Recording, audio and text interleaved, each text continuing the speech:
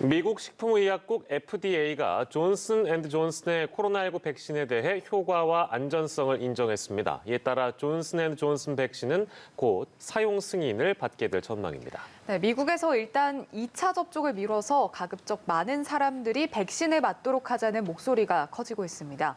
밤사이 들어온 글로벌 뉴스 김지수 기자와 살펴보겠습니다. 어서 오십시오. 안녕하세요. 네, 존슨앤존슨 백신이 곧 사용 승인을 받게 됐습니다. 이 내용부터 만나볼까요? 네, 미국 식품의약국 FDA가 존슨앤존슨의 코로나19 백신에 대해 예방 효과가 있고 안전하다고 밝혔습니다.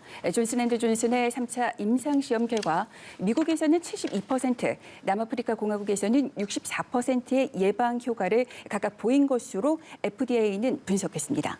이 같은 결과는 FDA의 최저 기준인 50%를 넘어선 겁니다. 95% 정도의 효과를 보이는 화이자와 모더나보다는 확연히 낮은 수치지만 화이자, 모더나의 임상시험은 변이 바이러스가 퍼지기 전에 이루어졌다는 점을 고려해야 할 필요가 있습니다. 중증 코로나19에 대한 예방 효과는 미국에서 86%, 남아공에서 82%를 각각 기록했습니다. 존슨앤존슨 백신을 맞으면 코로나19로 입원하거나 사망할 확률이 크게 떨어진다는 의미입니다. 또 존슨앤존슨 백신은 화이자나 모더나 백신보다 부작용이 확연히 경미하게 나타났고 아나필락시스와 같은 심각한 알레르기 반응은 한 건도 보고되지 않았습니다. 이에 따라 오는 27일 존슨앤존슨 백신의 긴급 사용이 승인될 것으로 보입니다. 존슨앤존슨 백신은 2번 접종해야 충분한 효과를 발휘하는 백신들과 달리 단 한 번 접종으로 충분한 데다 일반 냉장 온도에서 최소 석 달간 보관할 수 있어 기대를 모으고 있습니다. 사용 승인이 내려지면 존슨앤존슨은 우선 400만 회분을 미국 내에 공급할 수 있습니다. 올 한 해 동안 전 세계에는 10억 회분의 백신을 공급할 전망입니다. 네, 미국에서 변이 바이러스 확산에 대한 우려가 커지고 있는 상황에서 2차 접종에 사용할 백신을 2차 접종을 좀 미루고 이 백신으로 1차 접종에 사용하자 이런 목소리가 커지고 있다고 하는데요. 논란이 커지고 있다고요. 네, 이제 화이자 백신과 모더나 백신은 아시다시피 2번 접종을 해야 하는데 하지만 2차 접종을 미룸으로써 확보한 백신으로 더 많은 이들에게 1차 접종을 하자는 주장이 나오고 있습니다.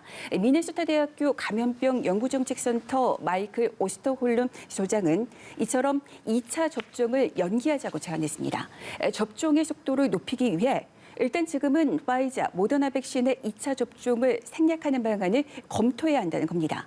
그러면서 2차 접종 시기를 변이 바이러스 대확산 이후로 미루자고 있습니다. 이 경우 중증을 앓거나 사망할 위험성이 가장 높은 고령층이 접종 최우선 순위에 올라야 한다고 제안했습니다. 바이든 대통령의 코로나19 자문단에 들어가 있는 오스터홀름 소장은 미 식품의약국과 질병통제예방센터의 자문위원들에게 신속하게 회의를 열고 이에 대한 결정을 내리라고 촉구했습니다. 하지만 미국의 감염병 최고 권위자인 앤서니 파우치 박사의 입장은 다릅니다. 그는 최근까지도 계속해서 권고한 대로 2차례에 걸쳐 접종해야 한다고 밝힌 바 있습니다. 2차 접종을 미뤄 1차 접종자를 늘리는 게 코로나19로부터 사회 방어막을 넓게 형성할 수 있다는 과학적인 근거가 없다는 겁니다. 이런 가운데 변이 바이러스의 위험성에 대한 경고는 점점 커지고 있습니다. 영국발 변이가 4월이나 5월쯤 대유행을 부를 수 있다는 경고가 나왔습니다. 또 캘리포니아주에서는 전염성이 더 강할 뿐더러 더 중증을 유발하는 또 다른 변이가 발견돼 미 당국을 긴장시키고 있습니다. 미국에서 지금까지 1,900여 명의 변이 감염자가 확인된 상태입니다. 네. 미국 내 논란을 만나봤고 아무튼 변이 바이러스 위험이나 우려가 나올수록 백신에 대한 의존도랄까요? 그런 게 더 커질 텐데 그럼에도 불구하고 이 아스트라제네카 백신에 대한 거부감이 해외에서는 좀 있나 봅니다. 그런데 유럽연합 행정부의 수반들 이 아스트라제네카 백신 기꺼이 맞겠다 이런 입장을 밝혔다고요. 네, 이제 우르줄라 폰데어라이엔 유럽연합 EU 집행위원장이 한 이야기인데요. 아스트라제네카 백신을 기꺼이 맞겠다고 밝혔습니다. 이 같은 발언은 유럽에서 아스트라제네카 백신에 대한 거부감이 확산하고 있는 가운데 나온 것이어서 주목되고 있습니다. 독일의 경우 사람들이 파이자 백신을 선호하지 않는 아스트라제네카 백신이 점점 많아지고 있습니다. 그러자 현지 의사들과 공중보건 병원 관리들은 대중에게 아스트라제네카 백신을 맞으라고 호소하고 있습니다. 아스트라제네카 백신이 외면받는 배경으로는 다른 백신보다 낮은 효능이 꼽힙니다. 현재 독일과 프랑스, 벨기에, 스웨덴 등 여러 유럽 국가는 고령층의 임상 자료가 충분하지 않다는 이유로 아스트라제네카 백신 사용을 65세 미만 성인으로 제한하고 있습니다. 네, 코로나19 백신과 관련해서 다른 나라 상황도 전해주시죠. 네, 영국이 술집이나 극장에 갈 때 코로나19 음성이나 백신 접종 여부를 확인할 수 있도록 국내용 백신 여권을 마련합니다. 영국 정부는 국민보건서비스 NHS 앱을 활용해 이 같은 방안을 추진하기로 했습니다. 백신 여권은 백신 접종을 강제하며 백신을 맞을 수 없는 경우에 차별 요인이 된다는 점에서 논란이 일고 있습니다. 하지만 영국에서는 이미 직원들에게 백신 접종을 의무화하는 기업들이 생겨나고 있습니다.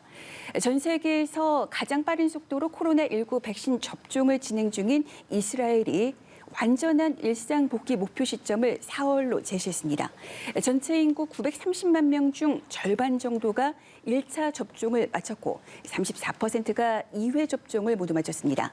특히 고령층의 접종률이 85%에 육박하면서 고령층 확진자와 중증 환자 비율은 크게 줄었습니다. 다만 영국발 변이가 기승을 부리는 가운데 접종률이 낮은 젊은 층을 중심으로 여전히 감염이 이루어지고 있으면서 하루에 3,000명 안팎의 확진자가 나오고 있습니다. 이스라엘 정부는 백신 접종률 상승을 고려해 봉쇄를 일부 완화하고 있습니다. 그러나 자발적인 접종자가 급격하게 줄어들면서 접종률 목표 달성까지는 아직도 갈 길이 먼 상태입니다. 이에 따라 이스라엘은 백신 미접종자의 신상 정보를 각 지방자치단체에게 통보해 접종을 독려할 수 있도록 법을 개정하기로 했습니다. 일본은 코로나19 백신의 접종 일정이 초보 계획보다 늦어지고 있습니다. 백신 공급이 예상보다 늦어지고 백신의 허비를 최소화하는 특수 주사기를 확보하지 못한 데 따른 겁니다. 일본에서 고령층에 대한 코로나19 백신 접종을 4월 12일 시작할 예정인데 이때는 한정된 수량으로 일부에 대해 실시됩니다. 고령자에 대한 본격적인 접종은 4월 말로 예정돼 있습니다. 예. 경제 얘기를 좀 해보겠습니다. 세계 경제 회복세가 좀 더딘 그런 상황인데 인플레이션에 대한 우려도 나오고 있고요. 미 연방준비제도 의장이 근데 이 같은 우려를 좀 달래는 메시지를 내놨다고요. 네, 제롬 파월 미국 연방준비제도 의장이 인플레이션에 대한 우려를 재차 누그러뜨렸습니다. 파월 연준 의장은 물가 상승률 목표치에 도달하는데 3년 이상이 걸릴 수 있다며 금리를 장기간 동결할 것임을 시사했습니다. 파월 의장은 하원 금융위원회 청문회에 출석해 이같이 밝힌 뒤 분기마다 평가를 업데이트하겠다고 밝혔습니다. 파월 의장은 시간이 흐르면서 물가 상승률을 평균 2%까지 끌어올리는 데 성공할 것이라며 이를 위해서 고군분투하고 있다고 강조했습니다. 앞서 파월 의장은 상원 금융위 청문회에서도 미국의 경기 회복이 불안전하다며 고용과 물가 상황을 보면서 당분간 현재의 제로 금리 수준을 유지하겠다는 입장을 밝힌 바 있습니다. 네, 글로벌 브리핑의 김지수 기자와 함께했습니다. 고맙습니다.